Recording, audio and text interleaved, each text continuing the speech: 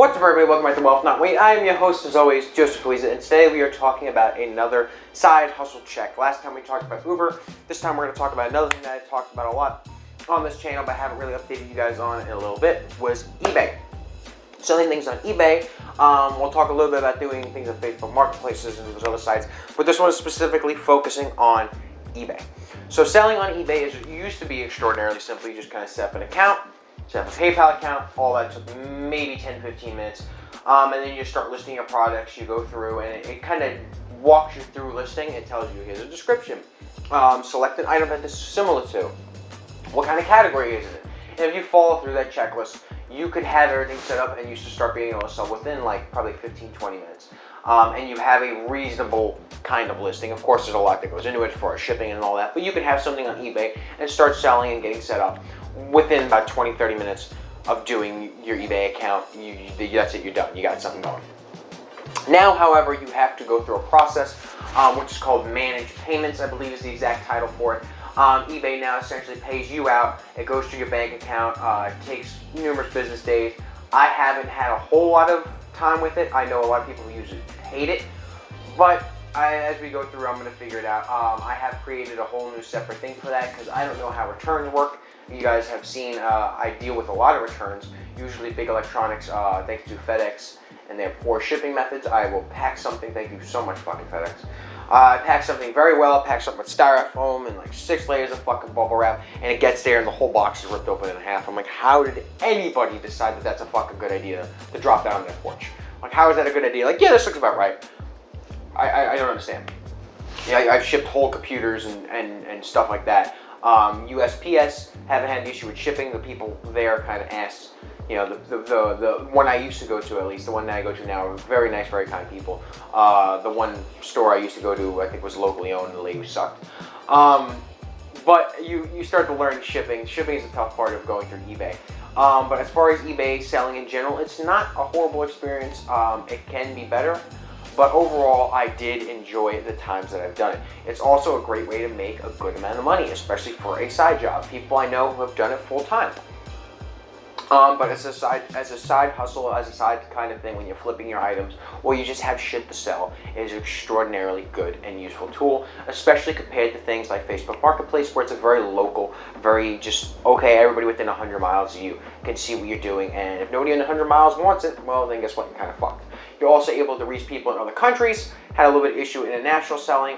It makes it very easy to get out there and ship, but if they do have an issue with the product, you essentially just get fucked and have to reimburse them. And then you're not going to ship something back unless it's worth a lot of money for them to, because then the cost of international shipping is going to be outrageous to ship it back. You're usually really good as an eBay seller until you hit a return point. We'll talk about that. I'm not going to get too much into that because I want to give you guys the good aspects of it, and then we'll move on to the stuff that needs work. Good aspects, it's really easy to post something, like I said, extraordinarily easy, especially if it's something that has sold. You can search up the kind of thing that you're looking for, make sure you get it as close and as accurate as possible to what you have, and then you're able to go into filter settings and say sold listings, and it'll bring you up a list of actually sold stuff. A lot of people will say, oh, I have something ranging from $1 to $100 on eBay, what people are currently selling it for. What do I list it as? Well, you want to go with something that's actually sold. If you find the same thing and go into those sold listings, it'll tell you, hey, the past 3 or 4 months, this is what everything's sold for. Okay, there's 20 items that sold in the past 2 or 3 months, and they've all sold around $13 to $15. Now you know that your product's around somewhere around $13 to $15. And of course, they'll tell you with or without shipping. Some will say, you know, they made offers and stuff, but you can usually gauge very well on the average price on what it's going for currently. And then, you know, buy it now, bid, and you can make a distinction between it. Buy it now is a very easy, just done. Somebody buys it, it's done. Bids are a little more processed. They put it in. Some people could bid it up. Usually if you have a comic book or a collectible, something that is definitely going to go up in value, you want to put it a little bit lower than what you originally want to sell it for. And then it's going to build up usually to around a market price. The issue you run with that is, unless you put a reserve and pay to have a reserve, it may go for below selling price. So you got to really gauge the item. If you're selling something like, you know, this is a perfect example here. If you're selling something like a, you know, 1960, what is it, 60, what's a good question? 1960 something Fantastic Four comic book, chances are it's going to go for around the market price. And now, because new movies and stuff are coming out, people are looking for that kind of thing. If it's something that nobody's looking for and you only sold one in the past 4 months, probably not going to be something that sells pretty quick.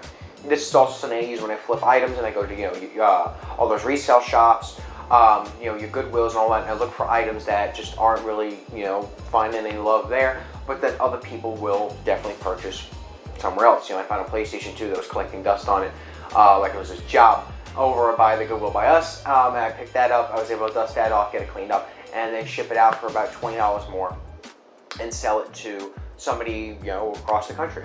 Same thing, I bought some stuff on Facebook Marketplace. You can kind of do a dual thing like this, like I did. I bought some Disney Infinity and Lego type toys, like $30. Disney Infinity and Skylanders and Lego Infinity things. It was like $30 for the whole kit. They didn't want them anymore. They were tired of them sitting around. They just wanted them out of the house. After a couple days, I messaged them, hey, what's going on? Let me purchase it. Got it for everything $30. And then I was able to sell the whole thing like $300-400. It took a lot longer than I'm sure they would have wanted to sell it for. It took me about a year to offload all the product, but I still made $400 then off something I paid initially $30 for. That's why it's a good side business. You get a little bit of cash here and there, but over the course of time, I then made money on my investment, and over a year, 10 times a $30 investment isn't a bad thing. You also then have to deal with shipping. You can do local pickups, and shipping can be a little complex to understand at first. I would recommend you read a guide out on the internet. I may make one eventually for shipping. But you have a variety of options: USPS, UPS, FedEx. Depending on what country you live in or anything, maybe you use like a DHL or something. I'm not sure how eBay does it with other countries, but at least in the US, those are the 3 options that I am getting. USPS is great for your small things or like a medium mail. You don't want to ship things like comic books. Quick little fun fact, because it contains an advertisement. If you have a book and you want to ship a book, or it's like a CD or some form of media type thing that does not contain advertisement, and it's the big thing, it does not contain advertisement, and I think it's up to 70 pounds, you could bag that or push it or with a box or whatever in a medium mail and send that for like, I think like $2 to $4. Really inexpensive, really good if you're shipping books and stuff like that. Otherwise it gets extraordinarily expensive, especially when you get up there because books are fucking heavy. But anything else you could go and you measure and you weigh. I have a little scale, like $10-15 on Amazon. You get a cheap one from Home Depot, Walmart, whatever. Just a nice little scale. Depending on the items you're selling, obviously maybe bigger stuff. If you want to weigh something bigger, I think mine goes up to like 15 pounds. But I started with this, little food scale, a little tiny thing you weigh like meat on. And I would put, my action figures and stuff on there, and then I'd measure the packaging and put it in the packaging and say, okay, this is about the estimate. You want to give yourself a little room, because if you do not put enough, they either won't ship your item. If you say, oh, it's 8 ounces and it's really 12 ounces or something like that, they will not ship your item, or they will back charge you, and then you'll have to end up more than it would be originally, and you get kind of fucked in that regard. But then once you ship it out, you print the label, stick it on, once it's all bagged up, and you want to bag it and box it very, very well, especially if you're shipping with FedEx, which I do not recommend. I used to enjoy them because they'd have a lower shipping rates for bigger items. That's why I ship a lot of my electronics with them, 50, 60 pound electronic, saving $10, $15 versus shipping to UPS or USPS. UPS, you have to have like a different setup for them, and they're usually also a lot more expensive. So your UPS or FedEx is what I go, USPS or FedEx is what I would go with. Once you box it up, you ship it, you send it out. Sometimes there's insurance on them. Sometimes if it's a higher value item, like with FedEx, you have to put insurance on. But then again, like with something with FedEx, they make sure like, yeah, it doesn't count. Go fuck yourself. You're at $180.